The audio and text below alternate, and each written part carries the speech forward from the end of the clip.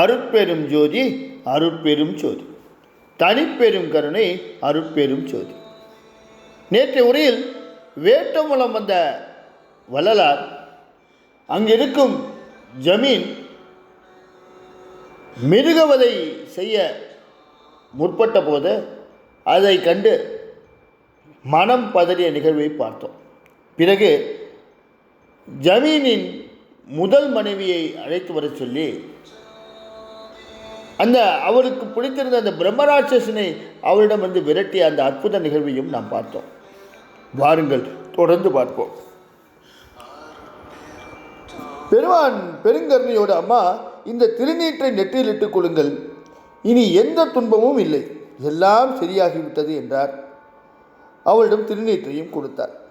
ஜமீன்தாரினி அதை பெற்றுக்கொண்டு நெற்றியில் இட்டு கொண்டு பிறகு அமைதியானார். ஜமீன்தார் அது கண்டு மற்றற்ற மகிழ்ச்சி அடைந்தார் என்று நேற்றைய உரையை முடிக்கும் போது நாம் முடித்திருந்தோம். வாருங்கள் தொடர்ந்து பார்ப்போம்.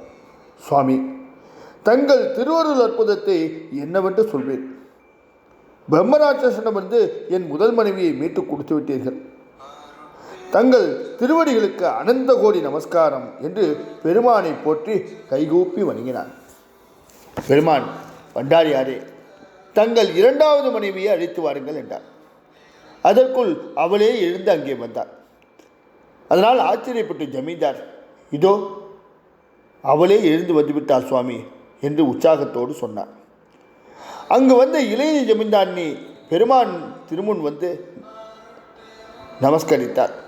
பெருமான் அவளை பெருங்கருணையோடு நோக்கி, நல்லது தாயே, இந்த திருநீற்றை இட்டுக்கொள்ளுங்கள் என்று அவளுக்கு திருநீர் தந்தார். சரி சுவாமி என்று திருநீற்றை வாங்கி கொண்ட இளைய ஜமீன்தாரினி அதை நெற்றியில் இட்டுக்கொண்டார். இப்பொழுது உடல்நலம் பரவாயில்லையா என்று அவளிடம் அன்போடு கேட்டார் பெருமான். அதற்கு அவள் மகிழ்ச்சியோடு, தங்கள் திருவருளால் என்னை பிடித்திருந்த மகோதரம் முற்றிலும் குணமாகிவிட்டது சுவாமி என்றார். நல்லது அம்மா, தாங்கள் போகலாம். சரி சுவாமி. இவர் பெருமானை வணங்கிவிட்டு தன் அறைக்கு சென்றார். அப்போது மூத்த ஜமீன்தாரினி பெருமானிடம், சுவாமி, எனக்கும் உத்தரவு தாருங்கள் என்று வணங்கி வேண்டினார். நல்லது அம்மா, தாங்களும் போய் வாருங்கள். அவளுக்கும் உத்தரவு கொடுத்தார் பெருமான்.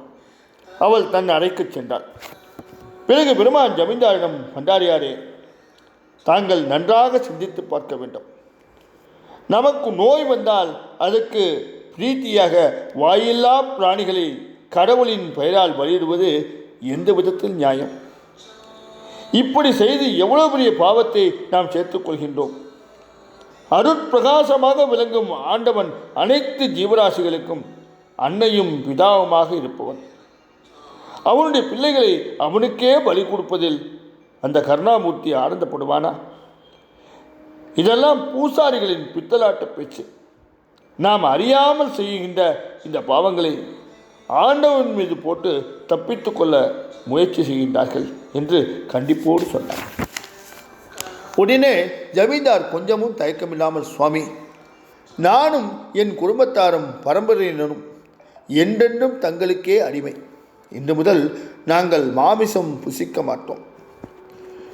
என் ஜமீனுக்குட்பட்ட எந்த கோயிலிலும் நேர்த்திக்கடனாக உயிர் பலியிடும் வழக்கம் இனி அறவே இருக்காது. பால் பொங்கலிட்டே இறைவனுக்கு படைப்போம். இது தங்கள் திருவருள் மீது சத்தியம் சத்தியம் என்று சத்தியம் செய்தார். நல்லது ஜமீன்தாரே, நான் வந்த நோக்கம் நிறைவேறியது. நாங்கள் போய் வருகின்றோம் என்ற மகிழ்ச்சியோடு சொன்ன பெருமான் ஆசனத்தை விட்டு எழுந்தார்.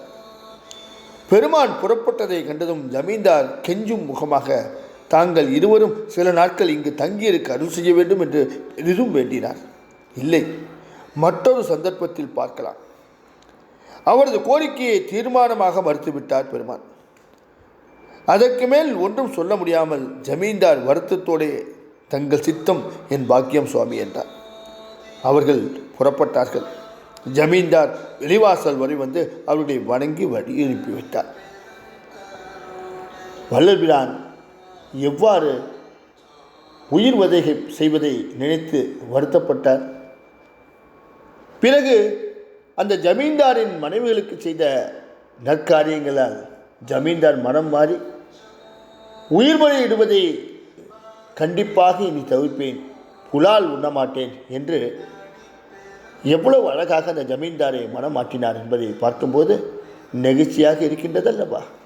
அருட்பெரும் ஜோதி, அருட்பெரும் ஜோதி, தனிப்பெரும் கருணை, அருட்பெரும் ஜோதி.